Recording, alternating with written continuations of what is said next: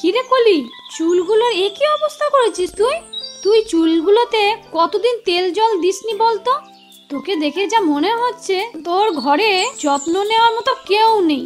সবসময় এমন এলোমেলো হয়ে থাকিস, একটু সুন্দর করে পরিপাটি হয়ে থাকতে পারিস না বুঝি? কি যে বলো না মা, আমি তো সব সময় পরিপাটি হয়ে থাকি। তাছাড়া তুমি যখন আমাকে বিরুনি করে দাও আমার খুব ভালো লাগে। হ্যাঁ, সেটা তো তোর ভালোই লাগবে। তো চুলে এরকম করে জট লাগিয়ে ফেলেছিস কেন তুই? তোর চুলটা আঁচড়াতে গিয়ে এমন মনে হচ্ছে তো সব চুল যেন চলে আসবে উঠে। কিছু হবে না মা, তুমি আস্তে আস্তে করো।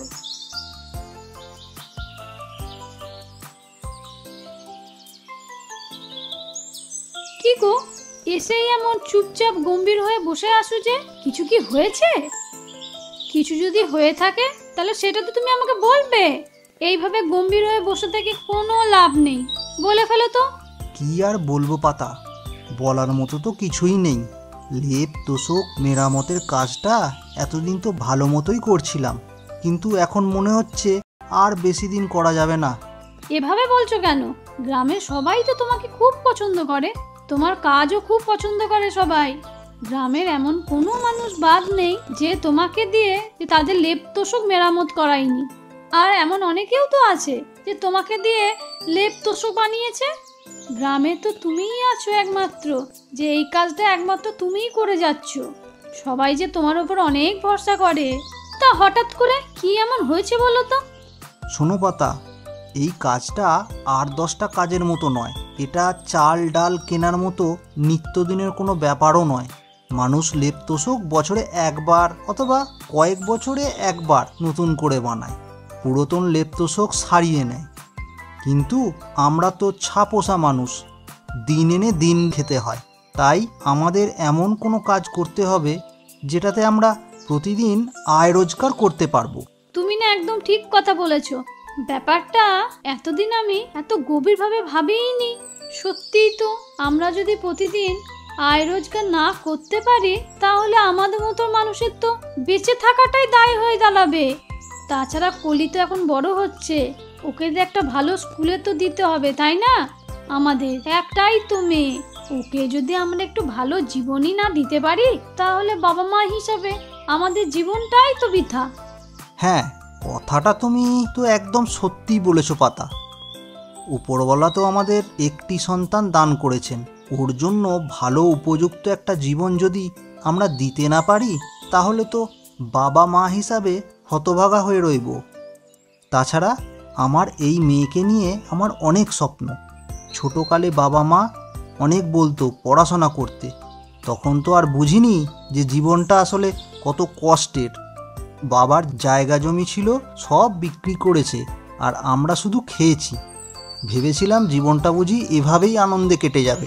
তোমার এই লেপ তোষকের কাজ থেকে সব টাকা তো তুমি আমার হাতেই দিয়েছো। আমি সংসারের খরচ থেকে বাঁচিয়ে অল্প অল্প করে কলির জন্য কিছু টাকা জমিয়েছিলাম। ওর তো আবার সামনে মাসেই স্কুলে ভর্তি নেবে। তুমি আর আমি গিয়ে বরং ওকে স্কুলে গিয়ে ভর্তি করে দিয়ে আসবো, আর পরেরটা পরে দেখা যাবে। ঠিক আছে, কি বলো? হ্যাঁ, সেটা তো করতেই হবে। ঠিক আছে, তাহলে তোমরা মা মেয়ে গল্প করো, আমি স্নান করে আসি। পুরো গায়ে একদম ধুলো জমে গেছে, আজকে অনেকগুলো বাড়িতে কাজ করেছি। হ্যাঁ ঠিক আছে, তাই করো। আমি বরং ভাত বেড়ে দিচ্ছি তোমাদের, তুমি তাড়াতাড়ি এসো তো।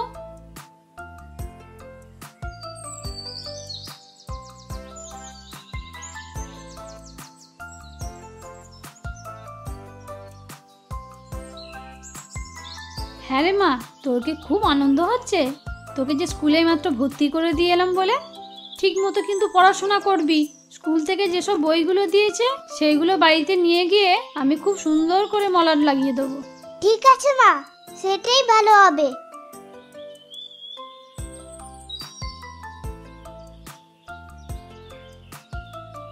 উরে বাবারে, এত বড় সিং! এই গরু আসছে তেরে আমার দিকে, তো আমাকে আজকে মেরে ফেলবে গো। তোমরা আমাকে বাঁচাও। আরে মা, তুই এইভাবে দৌড় দিস না, একটা জায়গায় গিয়ে দাঁড়িয়ে যা। গরুটা তোকে গোতাবে না, সোজা চলে যাবে। তুই এক পাশে গিয়ে দাঁড়া। এইভাবে দৌড়োস না, পড়ে গিয়ে বিপদ হবে।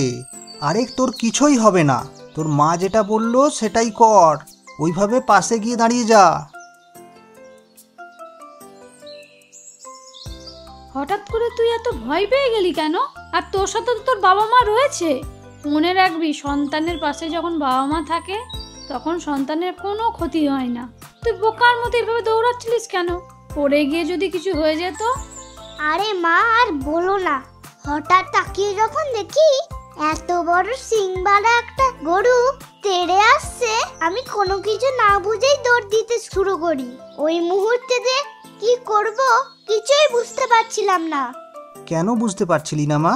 তোর বাবা মা তো তোর পাশেই আছে, তারা তোর ভালোর জন্য সব কিছু করতে পারে রে। এখন থেকে মনে রাখবি, বাবা মার ওপর ভরসা করবি, মোটেও নিজের বুদ্ধিতে একা একা কোনো কিছু করতে যাবি না। করার আগে অবশ্যই আমাদের কাছে জিজ্ঞাসা করে নিবি। মনে থাকে যেন, আমরা তো সব সময় তোর ভালোই চাইবো।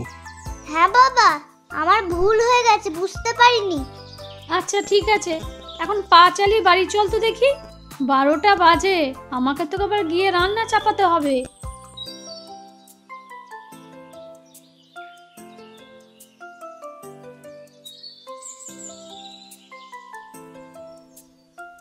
আরে কে যাচ্ছে?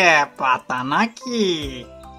এভাবে চুপচাপ চলে গেলে হবে নাকি রে? আদব কায়দা বলে তো একটা ব্যাপার আছে নাকি?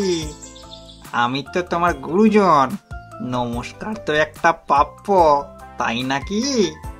হ্যাঁ তাই তো, কিন্তু কি বলুন তো, আমি না আপনাকে খেয়াল করিনি, আর মনে হেঁটে হেঁটে যাচ্ছিলাম তো তাই। সে না হয় ভালো কথা, কিন্তু তোমাকে যে আমি বলেছিলাম মাঝে মধ্যে আমার এখানে এসে একটু কাজ বাজ করে দিয়ে যেতে, তা সেটা কি তোমার মনে থাকে না পাতা? না, আসলে তো আমি নানা রকম ঝামেলায় থাকি, তাছাড়া আবার মেয়েকে নতুন করে স্কুলে ভর্তি করিয়ে দিয়েছি, তাই আগের মতো সব কিছু সামলে উঠতে পারি না। তা বলুন, আপনার কি কাজ করে দিয়ে যেতে হবে? আমি এক্ষুনি করে দিচ্ছি। দেখতে পাচ্ছ না আমার উঠোনে কত পাতা পড়ে আছে? তুমি বরং উঠোনটা ঝাড়ু দিয়ে দাও, তারপর ওই কুয়ো থেকে কয়েক বালতি জল তুলে দিও। আজকে আপাতত এই দুটো কাজ করলেই হবে, টাকা পয়সা নিয়ে চিন্তা করো না। আমার বাড়ি থেকে ভালো রোজগার পাতি করতে পারবে তুমি। নাও নাও, শুরু করো তো দেখি।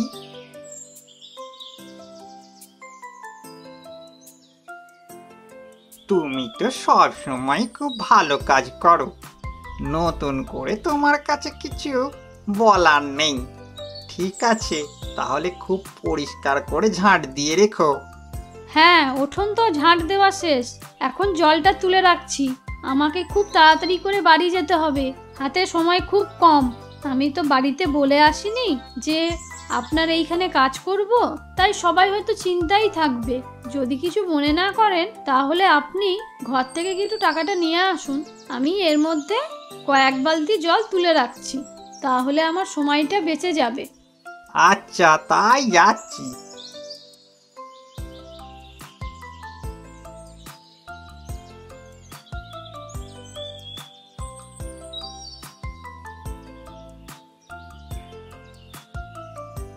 এই যে পাতা, এই নাও 100 টাকা।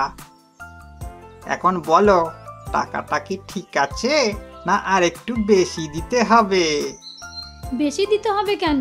যা দিয়েছেন এটাই তো ঠিক আছে। আচ্ছা, তাহলে আমি এখন আসি। আরে বাবা, যাবেই তো, সব সময় এত তাড়াহুড়ো করার কি আছে বুঝি না বাপু। ঠিক আছে, আজকের মতো তাহলে আসো, আর মাঝে মধ্যে এসে একটু খোঁজ খবর নিয়ে যেও কোনো কাজ করার আছে কিনা। আমার বাড়িতে কাজ করার সাথে সাথেই নগদ টাকা পেয়ে যাবে, তাহলে কাজ করতে সমস্যা কোথায়, তাই না পাতা? আমি যাচ্ছি এখন। কি গো, তোমার কি কোনো ঘুম আসছে না নাকি? রাতের বেলায় এত গভীরভাবে যদি ভাবতে থাকো তাহলে তো কোনোভাবেই ঘুম আসবে না, আর না ঘুমালে তো শরীর খারাপ করবে। এরপর ডাক্তার বৈদ্য দেখাতে গেলে তখন আর এত খরচ জোগাবে কি করে? ঘুমাও তো এখন, আর ভেবো না। ভেবো না বললেই তো আর হবে না পাতা। তোমাকে তো বললাম, লেপ তোষক সারানোর কাজটা প্রতিদিন মানুষ করায় না। আর প্রতিদিন আমি যদি কাজ করতে না পারি তাহলে টাকা পয়সা কোথার থেকে পাবো? আর এমন অন্য কি কাজ করা যায় সেটা নিয়েই ভাবছি, কিন্তু ভেবেও তো তেমন কিছু কুল কিনারা করতে পারছি না। এমন শীতে ঠান্ডা ক্ষেত খামারে কাজ করাও তো সম্ভব হচ্ছে না। জলের মধ্যে ডুবে থাকা সেটাও যে খুব কষ্টের ব্যাপার। কি যে করি। আচ্ছা, আমি তো মাঝে মাঝে এখানে সেখানে বাড়িতে গিয়ে কিছু কাজ তো করে দিয়ে আসতে পারি, তবে এইসব করে যে খুব একটা উপার্জন হবে তাও না।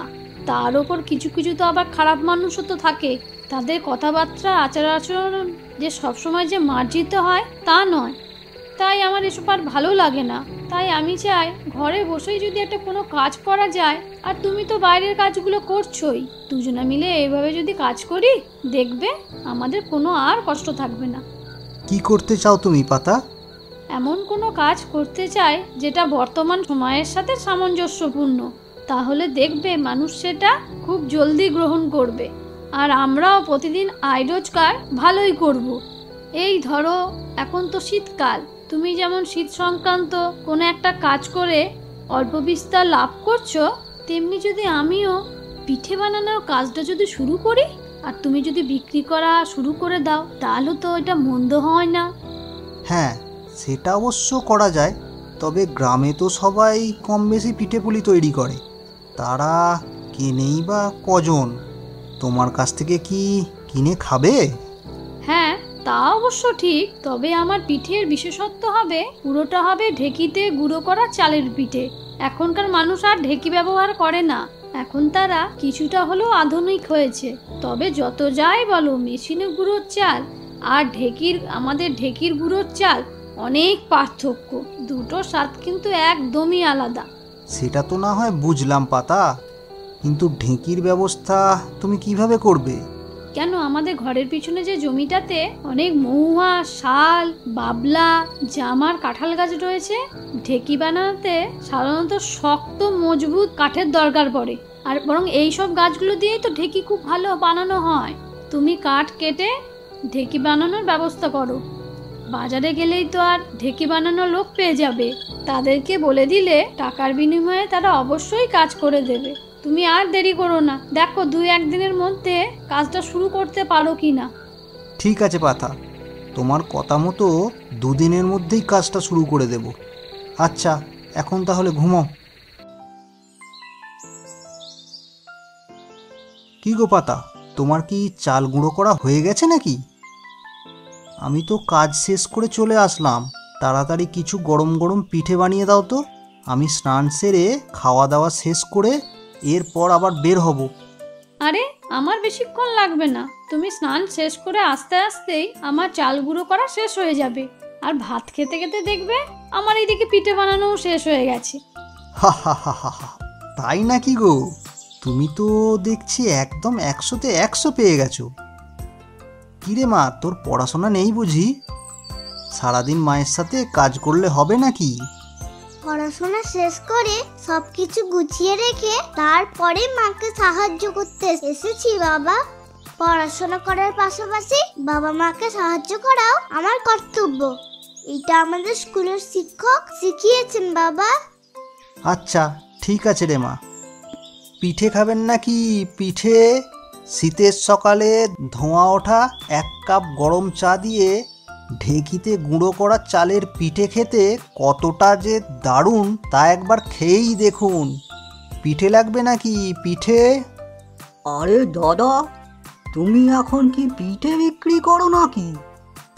কতটা দিন তোমাকে দেখি না দাদা। আগে তো প্রতিদিন আসতে, আমার সাথে নায়ক সালমান শাহরুখের কত গল্প করতে, এখন আসো না কেন দাদা? এইসব শাহরুখ সালমানের গল্প করলে আমাদের মতো মানুষের জীবন কি চলবে নাকি রে? জীবন চালাতে হলে আমাদের ঠিক পথে পরিশ্রম করে যেতে হবে। কষ্ট করে পরিশ্রম করে দেখবি আমরা একদিন শাহরুখ সালমান খান হয়ে যেতে পারবো। তবে সেটা হয়তো টেলিভিশনে মানুষ দেখবে না, তবে আমরা নিজেরা নিজেদের সংসারই সালমান আর শাহরুখ হয়ে উঠব। এটাই বা কম কিসের রে? দাদা গো, তোমার কথা যতই শুনি না ততই অবাক হয়ে যায়। কত সুন্দর করে তুমি কথা বলতে পারো, কিন্তু দেখো আমি তো তোমার মতো এত সুন্দর করে ভাবতেও পারি না গো। এই সুন্দর সুন্দর কথাগুলো নিজের জীবনের কষ্ট, অভিজ্ঞতা আর ত্যাগ শিকার থেকেই আসে রে। বই পড়েও যদি শিখতাম তাহলে হয়তো এতদিনে ভুলে যেতাম, তবে নিজের জীবনে যে ঠেকে ঠেকে শিখেছি সেটা ভোলা সম্ভব নয়। এখন বল তো, তোর সংসার কেমন চলছে আর তুই বা কেমন আছিস? তোমাদের আশীর্বাদে কেটেই যাচ্ছে দাদা। আমি এখন আসি রে, বেশি দেরি করলে তো পিঠেগুলো ঠান্ডা হয়ে যাবে। আর তোর যে কোনো প্রয়োজনে আমাকে খবর পাঠাবি, আমি যথাসাধ্য তোকে সাহায্য করার জন্য চেষ্টা করব। দাদা, এক কাপ চা খেয়ে যাও না গো। তোমাকে যদি এক কাপ চা না খাওয়াতে পারি তাহলে আমার খুব খারাপ লাগবে। তুমি একটু বসো দাদা। তাহলে আমি একা নই, তুই বরং 2 কাপ চা বানা, তারপর আমার পাশে বসে পাতা বৌদির ঢেঁকিতে গুঁড়ো করা চালের পিঠে খেয়ে দেখ কেমন লাগে।